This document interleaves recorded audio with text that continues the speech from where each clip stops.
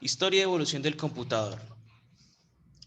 Durante muchos años, el ser humano o nosotros los hombres no teníamos algo que nos pudiera ayudar a contar, que nos pudiera ayudar a procesar la información. O sea, no podíamos archivarla, no podíamos almacenarla, que hoy en día que podemos almacenarla. Entonces, para eso surgieron las computadoras. Para eso, con esa necesidad de las personas carecían de esa necesidad de poder contar. Entonces, a veces las personas en los años anteriores, ¿qué hacían? Supongamos que las personas vivían en cavernas. Ellos usaban palos, pajillas, piedras, elementos de la naturaleza para poder contar. Pero usted podía botar eso y perdía la información. No había un lugar específico donde usted pudiera guardar la información.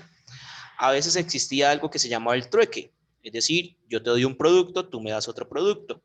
Y así se beneficiaban ellos. Pero ellos lo que hacían para contar era usaban pajillas y usaban piedras. ¿Listo? La única forma que ellos utilizaban era eso.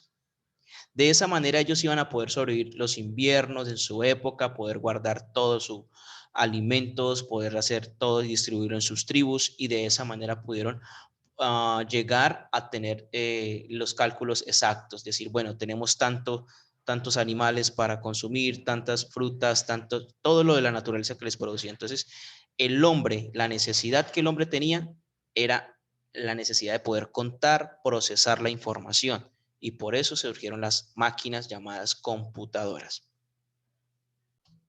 Surgen las diferentes herramientas que el ser humano comenzó a crear para poder contar. El primero de ellos es el ábaco. Muchos lo manejamos, muchos lo hicimos, lo diseñamos de tarea y todo eso. Y fue inventado esta herramienta unos 500 años, dice la historia, antes de Cristo. Fue inventado con la necesidad de poder contar. De pronto a algunos se nos olvidó cómo funciona el ábaco. Así que vamos a ver si alguno de ustedes pueden recordar nuevamente cómo es que funciona el abaco.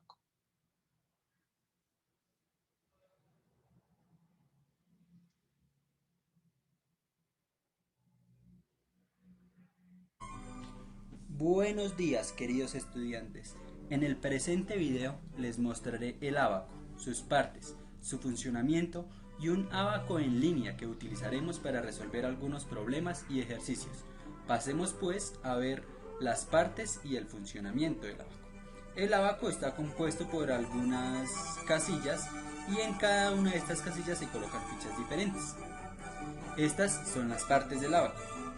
El funcionamiento del ábaco es representar números. Por ejemplo, para representar el número 1 se colocaría una ficha amarilla, dado que en la primera casilla se representan las unidades, en la segunda las decenas, en la tercera centenas, en la cuarta las unidades de mil, en la quinta las decenas de mil y en la sexta las centenas de mil. Y cada una de estas fichitas representa una de cada una de estas cantidades. Por ejemplo, una fichita verde representaría una decena. Una fichita de estas rojas representaría una decena de mil. Una de estas blancas, una centena de mil. Bien, entonces miremos ahora, por ejemplo, este ejemplo. En este ejemplo hay 9 unidades, 8 decenas, 7 centenas, 6 unidades de mil, 5 decenas de mil y 4 centenas de mil, ¿sí? O sea, cada una de estas pepitas representa una centena de mil. Y si hay 4, entonces habrían 4 centenas de mil. En este conjunto, en esta representación, tenemos el número 456.789 unidades.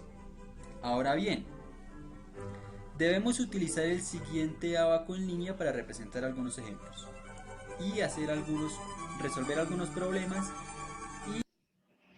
Ok, esa ya es una plataforma que usan para el abaco en línea, muy utilizada también. Pero vamos a continuar. Ese es el abaco, pero habían algo importante. Los abacos solamente eran unos tableros para contar, pero no eran una computadora porque no tenían la capacidad para almacenar información. Usted podría ir escribir el número, las unidades, decenas, pero desarmaba eso y se le borraba lo que usted había hecho anteriormente. ¿Ven? No almacenaba información. Así surgió el abaco. Luego apareció algo mucho más interesante en el año 1642 por un joven francés, Blaise Pascal. Este joven, al ver que su padre tenía problemas para llevar una correcta cuenta de los impuestos que cobraba su padre, él comienza a explorar la forma de contabilizar esos impuestos y desarrolla e inventa una máquina calculadora que trabajaba a base de engranajes. Este joven francés desarrolló lo que hoy o lo que se cataloga la calculadora pascalina, que fue una de las primeras calculadoras desarrolladas con el fin de contar. Entonces vamos a mirar aquí cómo funcionaba la pascalina.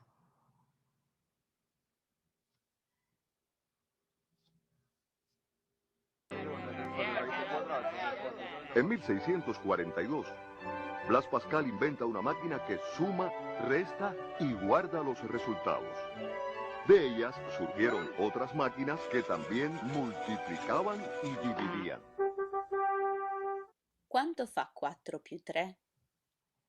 Proviamo a calcolarlo con la pascalina. Per prima cosa ¿Cuánto es assicuriamoci che 4 más tutte le 3? rotelle siano sullo zero. Il primo addendo è 4. Con un singolo movimento mettiamo la ruota di destra sul 4. Il secondo addendo è 3. Quindi sulla stessa ruota facciamo 3 scatti. 1, 2, 3. Quindi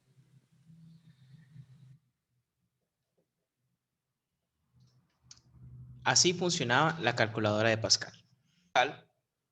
Este hombre genera una calculadora que ya suma, resta, pero a la vez multiplica y divide. Esta es la máquina de Leibniz. Rápidamente miremos cómo funcionaba antiguamente esta calculadora.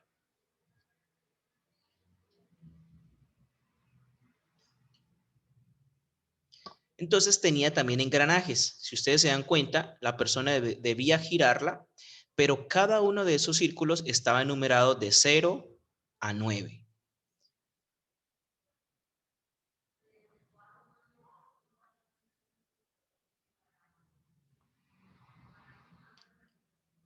Comienzan a girarla, va aumentando la posición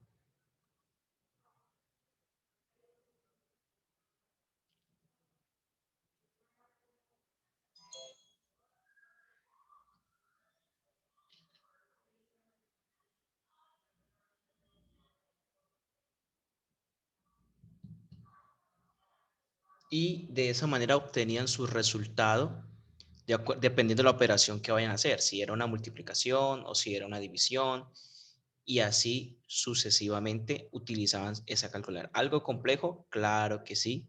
Imagínense hoy en día teniendo esa forma de nosotros hacer cálculos. ¿Ok? Ahí no podríamos entender bien los resultados que están obteniendo porque no sabemos qué tipo de operación está haciendo. Si es una suma, si es una multiplicación, si es una división. ¿Ok? Pero así funcionaba a base de ese sistema de giros la calculadora de Leibniz. Listo, esa seguiría nuestra línea del tiempo. Pero luego apareció un hombre llamado Charles Xavier Thomas Colmar en el año 1820. Él integró todas las 4 operaciones y esta me gusta más porque es más entendible y menos complicada que la de Leibniz. Entonces, noten cómo surgió. Esta es una fotografía de cómo era utilizada. Aquí estaban también enumerados de 0 a 9 y ahora vamos a ver, esta sí es más entendible de cómo funciona.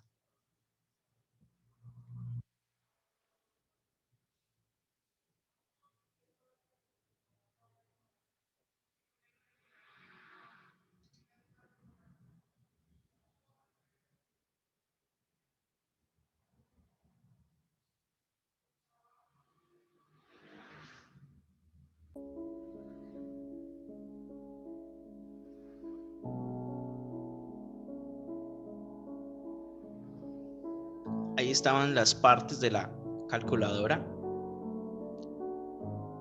los cursores, la palanca, el total.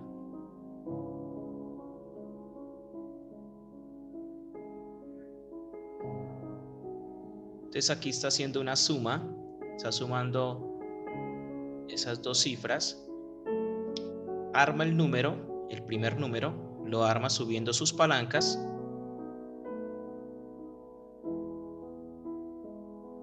$2,237, y como que lo almacena en la parte superior el resultado. Luego baja todas y arma el siguiente número.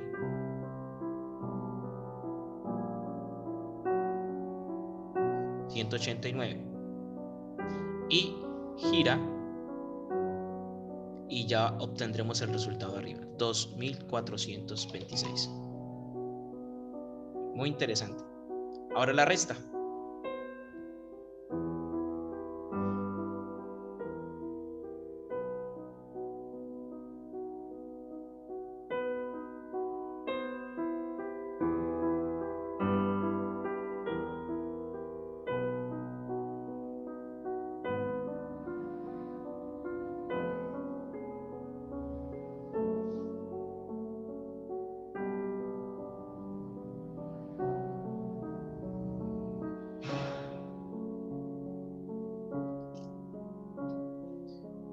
Utiliza el mismo sistema y obtiene su resultado.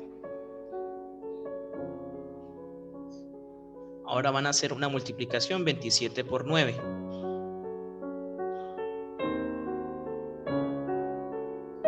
Forma el 27, lo almacena,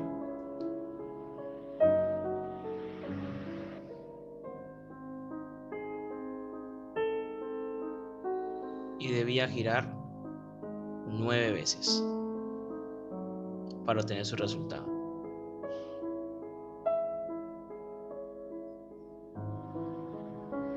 Ahora una multiplicación con un número grande.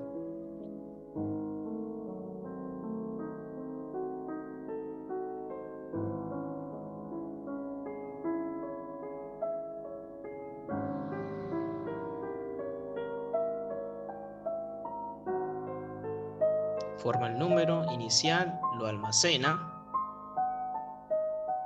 2, 3, 4. Listo.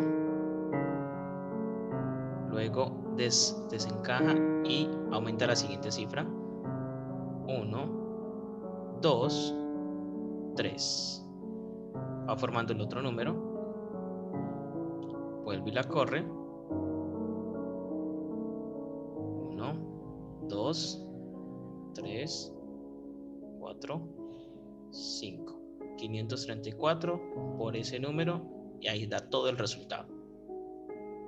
19.185.018. Y así sucesivamente. Entonces aumente en la línea del tiempo Charles Xavier Thomas Colmar y la máquina de Leibniz. Para adjuntar la línea del tiempo tienen que hacer la línea del tiempo aquí. Entonces vamos a crear un hipervínculo que cuando el profesor le dé clic a la línea del tiempo aquí, yo le doy, me va a abrir. Entonces yo selecciono esto, la palabra aquí, y voy a la opción insertar y escojo vínculo. Noten que acá me dice escribo un texto, ya lo escribí, que es aquí, vincular. Entonces voy a mi línea del tiempo, le doy acá compartir, copio el enlace en el portapapeles, ya está copiado.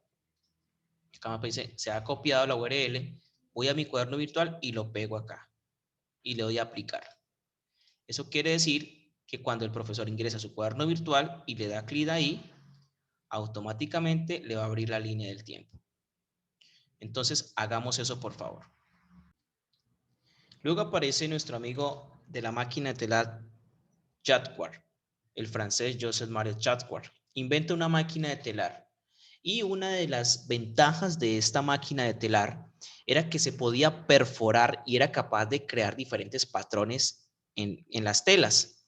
De aquí surgió lo que hoy llamamos el bordado. Y uno dice, ¿eso qué tiene que ver con nuestras computadoras? ¿Eso qué tiene que ver con nuestras máquinas? Sí tiene que ver mucho porque es la primera forma en que se almacenaba la información.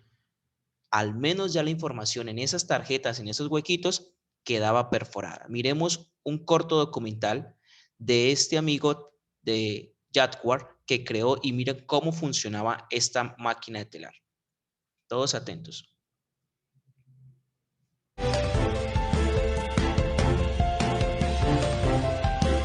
Televisión París vivió entre 1752 y 1834. Inventor, comerciante de nacionalidad francesa. Joseph Marie Charles nace en Lyon, Francia, julio 7 de 1752. Fallece en Aullins, Francia, agosto 7 de 1834. Conocido por crear el primer telar programable con tarjetas perforadas. También invención suya, el telar de Jacquard. En 1801, Jacquard inventó su famoso telar gobernado por un sistema de tarjetas perforadas. Lo presentó en una exhibición industrial de Lyon en el año de 1805. La invención se basaba en los instrumentos diseñados por Basile Bouchon en 1725, Jean-Baptiste Falcon en 1728 y Jacques Vaucanson en 1740, todos ellos de nacionalidad francesa. El control se realizaba mediante unas perforaciones en tarjetas o fichas de cartón que permitían el paso de las agujas que movían los hilos antes del paso de la lanzadera. La secuencia de tarjetas formaba un bucle cerrado para permitir la repetición del dibujo. Este sistema permitía que incluso los usuarios más inexpertos pudieran elaborar complejos diseños. El telar en sí no fue revolucionario. Lo importante y el gran invento fue el sistema de tarjetas perforadas.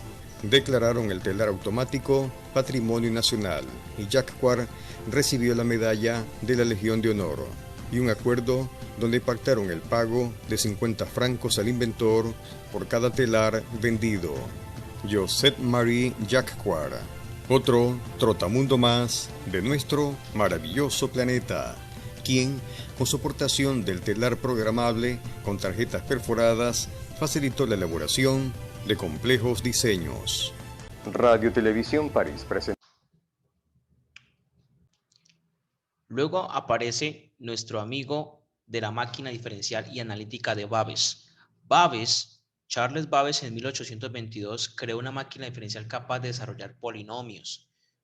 Ya eran computadoras más robustas que tenían la capacidad de hacer operaciones matemáticas más robustas todavía y permitían también ser programadas mediante las tarjetas que mi amigo Jacquard había creado.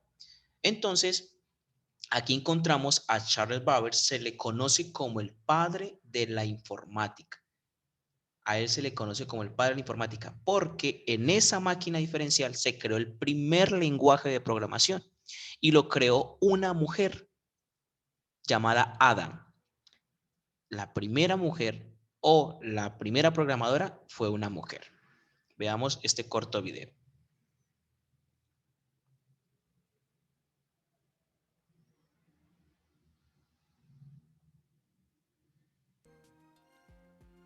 A partir de 1822, el matemático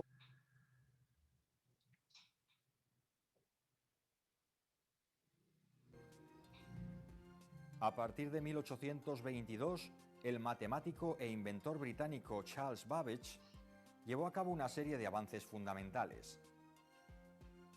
En primer lugar, propuso la creación de la llamada máquina diferencial, cuya misión era calcular tablas matemáticas, como las trigonométricas o logarítmicas. Posteriormente, en 1830, cuando aún no había construido esa máquina, Babbage concibió un segundo dispositivo, la llamada máquina analítica. Esa máquina sería un ordenador de propósito general, es decir, programable, y debería haber utilizado tarjetas perforadas y ser impulsada por vapor. Babbage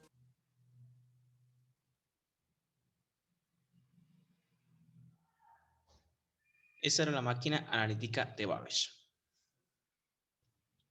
La máquina tabuladora de Hollerith propuso un sistema de tarjetas perforadas en el año 1889 muy parecida a la máquina de Jadwar.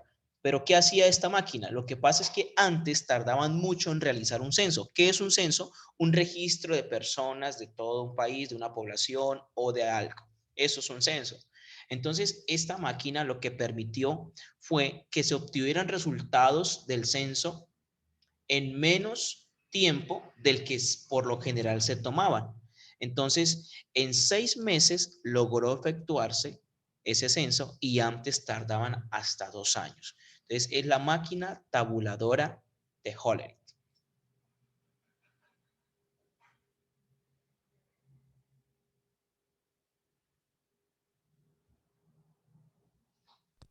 Herman Hollerith, al terminar sus estudios en la Universidad de Columbia, fue llamado para trabajar en Washington para la Oficina de Censos de Estados Unidos.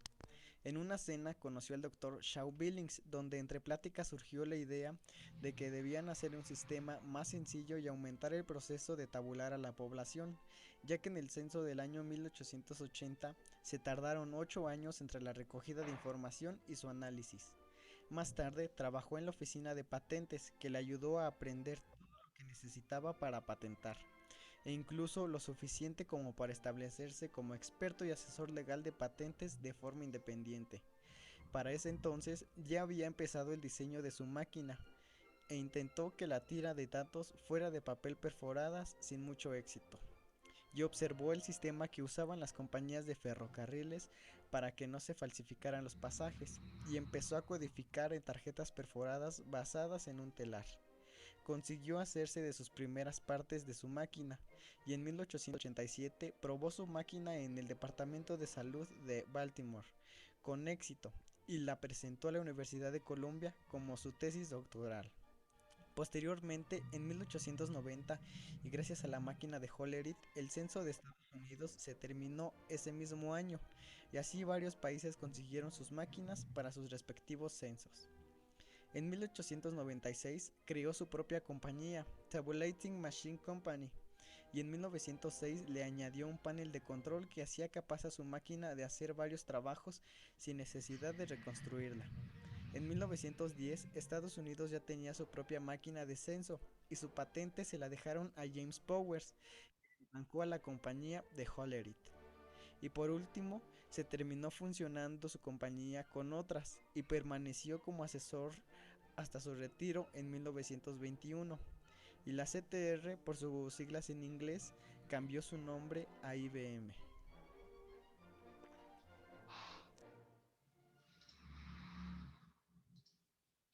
Muy bien, esta era la máquina de Hollerith, la máquina tabuladora que permitía. Bueno, chicos, hasta ahí hemos visto historia y evolución y saber que todo hasta ahora, hasta el momento, inició con la necesidad de contar. Luego debemos pasar a ver las generaciones de las computadoras.